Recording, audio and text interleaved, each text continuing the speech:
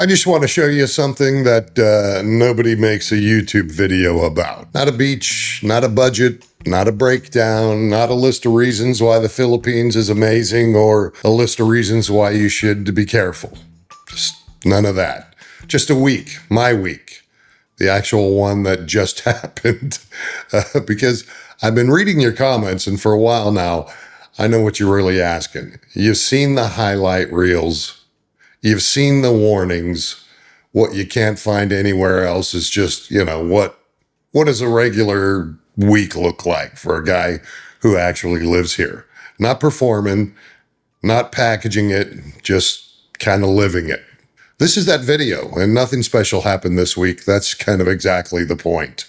I wake up first thing Sunday morning, have a little coffee. This isn't unique to the Philippines, but it's non-negotiable regardless of the geography. So that's where we're starting. Coffee, yes. It's already warm. Of course, it's always already warm. If you're planning this move and you're under any illusions about the morning being cool, refreshing, it's an excellent part of the day, I want to gently correct you on that for now. Morning in Samar is warm. Afternoon in Samar is hot. Everything in Samar is warm again. You just adjust. I've adjusted. Let's move on. Breakfast, nothing complicated. Whatever my wife's got going on in the kitchen, I'd make it myself, but I'm going to stay out of her way, drink my coffee, and consider that a good division of labor. And, after breakfast, I'm going to go out, water the plants, check on the pigs. I want to pause on this for a second because I think it's actually the most representative moment of my entire week, and it doesn't sound like anything, but I'm standing outside in the morning with a bucket. No, I don't use a watering hose for watering plants. I'm looking at the yard, thinking about nothing in particular. Nobody needs me anywhere. There's no meeting I'm late for. There's no commute I'm dreading. There's no version of this moment that has an alarm attached to it, so I'm moving at my own pace. Water the plants for about 15 minutes every other morning, then I go back inside and have more coffee every morning, check on the pigs, make sure that they're doing okay. I don't know how to make that sound as significant as it actually is, so I'll just leave it at that. It's just a daily routine. While I'm thinking about it, slap that like button. It really helps. On this particular Sunday, though, there's a little bit of a plan. It's the cousin's birthday. He's turning 23 now. In a Filipino family, and if this is new information to you, file it. A birthday is not just something that happens quietly to one person. It is definitely a community event. The extended family knows. People will be coming and going. There's going to be food, lots of noise. There's going to be specific organized chaos, lots of drinking going on. My contribution to the 23-year-old's birthday celebration, a bottle of Emperador brandy for him to share with his friends. And for those of you that are doing the math on Philippine gift culture, the Emperador is a perfectly respectable gesture. Cost me about 200 pesos for a decent bottle, which is somewhere around $3 and change at current rates. And the cousin, extremely happy about it. This is not a country where the monetary value of a gift is the point. The gesture is the point. The birthday party happens the way birthday parties happen here. People show up, food appears, music gets played at a volume that suggests whoever picked it wants the entire barangay to enjoy it, whether they're involved in the party or not. Sit with the family, eat what's put in front of you, everybody's sharing, talk to whoever wants to talk. And the thing about it is at no point does anyone require me to perform enthusiasm. I could just sit there. I can just be there, and that is enough. I genuinely like that about Filipino families gatherings because there's no social pressure to be more than you are. You just show up, you're present, that counts, have a couple of drinks, or if you don't drink, just enjoy yourself. Now, Tuesday, I went to the public market. I want to walk you through this because it's one of those things that's completely ordinary now and was kind of disorienting in the beginning when I first got here. And I think it's worth describing for the guys in the planning stage. It's not air conditioned. It's not organized in any way that makes immediate sense. Like if you're used to a Kroger or something like that. It's a covered outdoor space full of vendors selling whatever they have, and the correct way to navigate it is slowly, with no particular agenda. Just look around and some willingness to stop, check things out, because everybody is selling a little bit of different. A lot of stuff is the same, but you'll find the different things at different booths. I bought bananas and a watermelon. The bananas from a girl at one of the stalls, perfectly good bananas, the kind that actually taste like bananas, because they were on the tree about 48 hours ago. And the watermelon was big enough that I wasn't entirely sure it was going to fit in the vehicle, but it did barely. Okay, I'm exaggerating. The watermelon was awesome, though.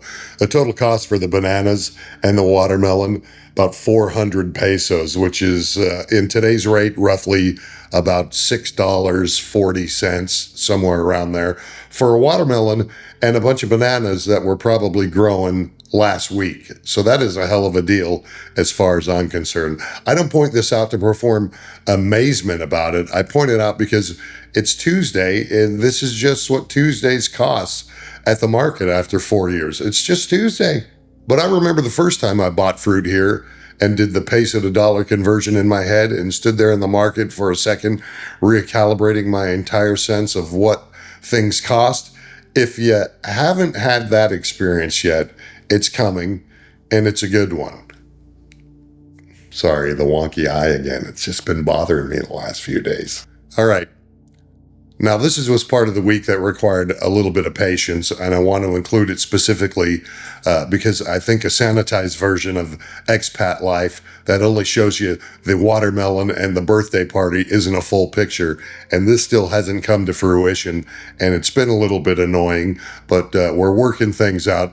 We ordered a custom handmade table, paid about 15,000 peso deposit for the materials.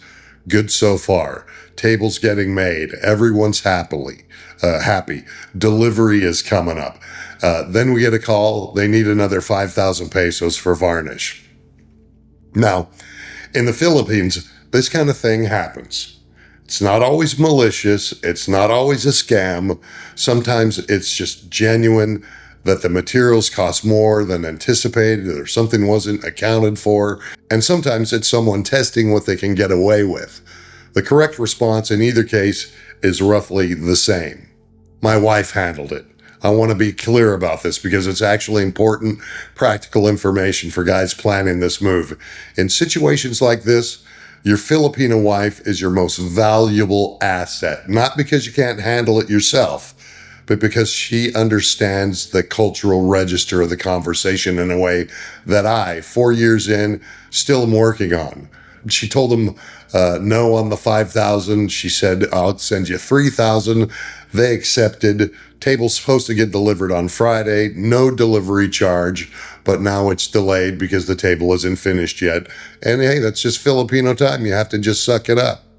In the end, the result is we're getting the table. We paid 3,000 pesos over the original quote, which at current rates is about $50, and no one is particularly upset about it. Is it ideal? No. Is it the end of the world? Also no. And really, that's what low-stakes problem solving looks like here. It rarely goes perfectly. It usually resolves. The gap between those two things is where your patience lives, and whether you've got enough of it is one of the more useful things to know about yourself before you commit. This happened this week, and it was one I wasn't expecting to affect me in the way that it did, so I'm going to tell you it straight. My wife's mother passed away when she was young. It's not something that comes up constantly, but it's a thread that runs through the family in a way that those things do, and an absence that's present, if that makes sense. This weekend, her mother's sister and family came to visit from Manila. People my wife hadn't seen in a long time, a side of the family that hadn't been around so much, and we had a boodle fight. Not a poodle fight, a boodle fight. For those of you who don't know what a boodle fight is, and if you're planning to live in the Philippines, remember this because it's one of the genuinely great things about this culture is you lay banana leaves down on the length of the table, all right? And then you pile everything on top of the banana leaves. And I'm talking like rice, chicken, fish, pork, whatever sauces are happening. No plates, no utensils. Everyone stands around the table and eats with their hands together from the same spread. The first time you see it, you think, this is a little chaotic. Then you're in it and you understand immediately why it works. There's something about eating with your hands, shoulder to shoulder with people from the same pile of food that removes every layer of formality and just makes you present. You're not performing dinner, you're just eating with people, and it's loud and good, and the fish is excellent, and someone's kid is reaching across you for more rice, and nobody minds.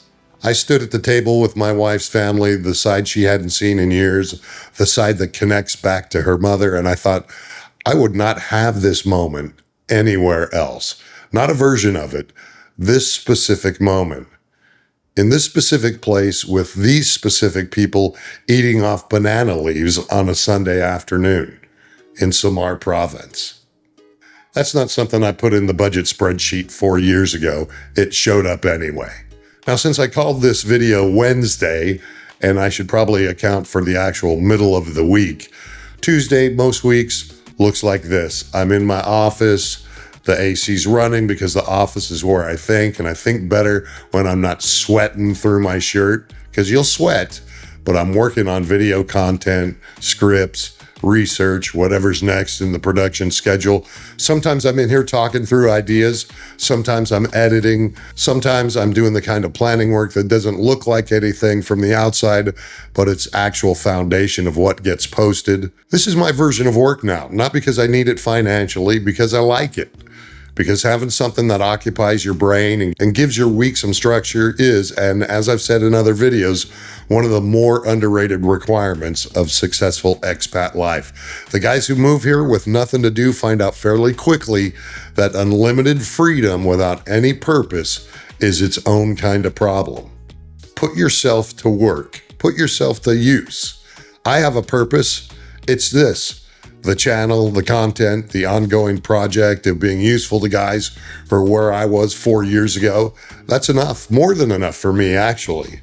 The office is air conditioned, the coffee's good, nobody needs me anywhere until I decide they do.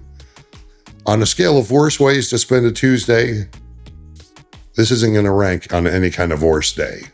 So that's the week. Watered the plants, went to the market, bought a watermelon for $6.50 with some bananas, dealt with a table situation that required some patience and got resolved, ate off banana leaves with a family I didn't know I had, sat in the air-conditioned office and did some work that I chose.